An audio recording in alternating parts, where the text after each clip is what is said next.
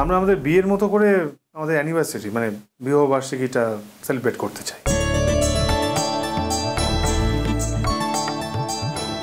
তবে হ্যাঁ, এবারে আর বাড়ির লোকরা কেউ থাকবে না, শুধু ঘরের লোকরাই থাকবে। ও বাবা, শঙ্খ, তোমাদের বিয়ে হয়েছে 1 বছর হয়ে গেল, তাই না? আমার কিন্তু মনে ছিল ছোট মা। ইনফ্যাক্ট আমি ভেবেও ছিলাম শঙ্খকে একবার ফোন করব, কিন্তু তারপর ভাবলাম যে ওরা বোধহয় এই বাড়িতে আসবে না, মেজমা মেচকার বাড়িতে গিয়ে হয়তো সেলিব্রেট করবে, তাই আর বলার ঠিক ভরসা করে উঠতে পারে। তাছাড়া কোন মুখেই বা ওদেরকে এই বাড়িতে ডাকি বলো? যে মুখে তুমি এ বাড়িতে এতদিন ধরে পড়ে আছো সে মুখেই ডাক, এছাড়া আবার কোন মুখে ডাক? এই বাড়িটা যদি এতটাই খারাপ তাহলে এখানে বেকার পড়ে আছে কেন? চলে গেলেই তো পারবে, তাই না? চলে যাচ্ছে না, চলে যাও না। তাহলে একটা জিনিস তো প্রমাণ হয় যে এই বাড়িটাকে তুমি যতটা খারাপ দেখাতে চাও বাড়িটা আসলে ততটা খারাপও নয়, কি তাই?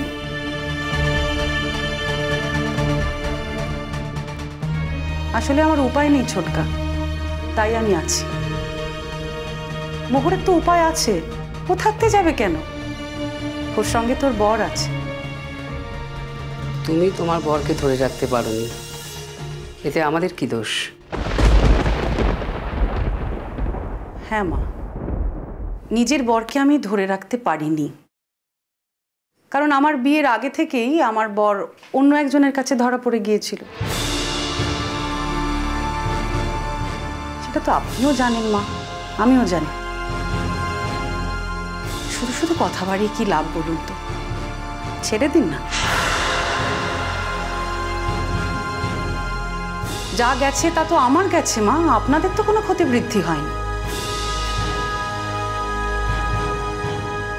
বলা যায় না, আপনার ছেলে যার সঙ্গে থাকে হয়তো একদিন তাকে নিয়ে এই বাড়িতে সে চলে আসতে পারে, আর সেদিন আপনারা নির্বিবাদে সেটা মেনেও নেবেন, এটাও আমি জানি।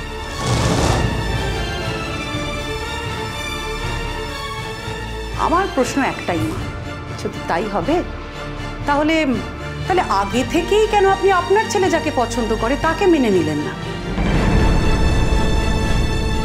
শুধু শুধু আমাকে কেন আনতে গেলেন বলুন তো এ বাড়িতে? এমনিতেও তো আমাকে আপনাদের পছন্দ হয়নি, আর আমি আপনাদের স্ট্যান্ডার্ডের সঙ্গে যাইও না। এখন তোমাকে নিয়ে কথা হচ্ছে না শ্রমণা। কিন্তু বড়দি, কথা যখন উঠছে তখন শ্রমণাতে আর উত্তর দেবেই। তাছাড়া তুমি মা হিসেবে যে কথাটা বলতে পারছো না, আমি কিন্তু কাকিমা হিসেবে সেই কথাটা বলতেই পারি। আসলে তুমি যে কথাটা বলছো না, শ্রমণা ধরে রাখতে পারেনি, ও যাকে ধরে রেখেছে তার মানে তো এই না যে সেই ছেলে একজনের হাতেই ধরা পড়বে। সে তো অনেকের হাতেই ধরা পড়ে আছে। তাই আমি তোমাকে বলছি শ্রমণা, তুমি একদম মন খারাপ করো না। আসলে বড়দা আর বড়দি কি ভেবেছিল বলো তো, যে সেই ছেলের বিয়ে দিয়ে দিলে হয়তো ছেলে ঠিক হয়ে যাবে। ওরা আসলে বুঝতে পারেনি যে সেই ছেলে বাইরের নেশা কাটিয়ে ঘরে ফিরতে পারবে না।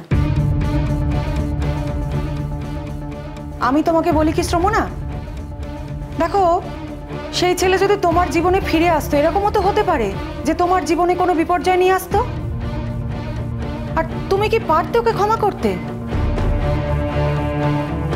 তার থেকে মনে হয় সে তোমার জীবনে আসেনি, ভালোই হয়েছে।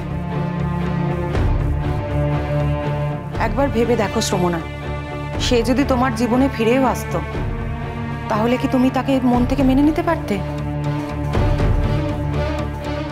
প্রথম প্রথম ভাবতাম ছোট মা পারবো, আজ পরিষ্কার জানি পারবো না।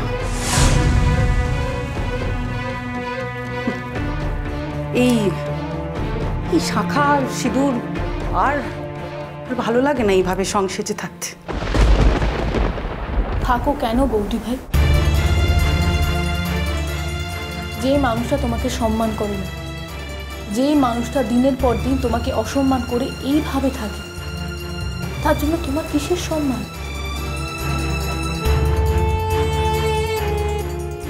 আমি তোমার জায়গায় হলে তোমার মতো এইভাবে শাঁখা সিঁদুর পরে কখনোই থাকতাম না। আচ্ছা আমাকে একটা কথা বলো, কেন থাকবো? কার জন্য থাকবো? যে আমার সেন্টিমেন্টের কোনো দাম দেয় না,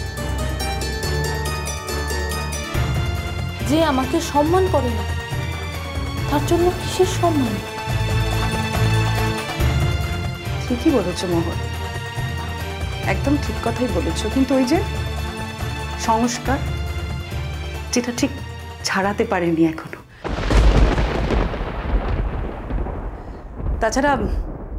তাছাড়া মোহর শ্বশুর বাড়িতে থাকতে গেলেও তো কিছু নিয়ম কানুন থাকে। মানে আমি শাঁখা সিঁদুর ছেড়ে ঘুরে বেড়াবো, সেটা মানে এই বাড়িতে আমার অবস্থানটা তো খুব একটা ভালো নয়। সারাক্ষণ লোকের অপমান, দাঁত খিঁচুনিতে চলতে হয়, সেটা আরো বেড়ে যাবে বরং, বুঝতে পেরেছ?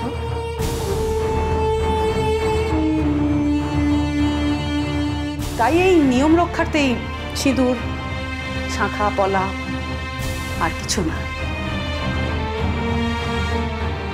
তবে এই সিঁদুর পরার মধ্যে না মোহর কোনো যত্ন নেই,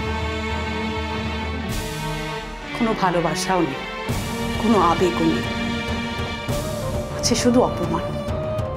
সত্যি বলছি মোহর, আর কিচ্ছু নেই। বাহ শঙ্খ,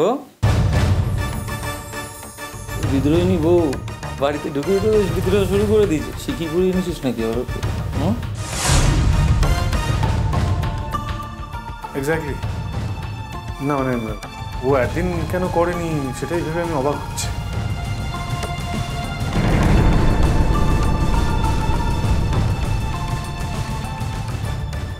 থাক না শঙ্খ, এসব কথা বাদ দাও এখন।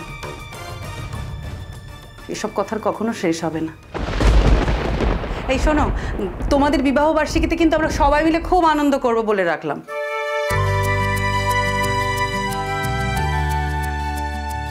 সত্যি বলছো শ্রমনা?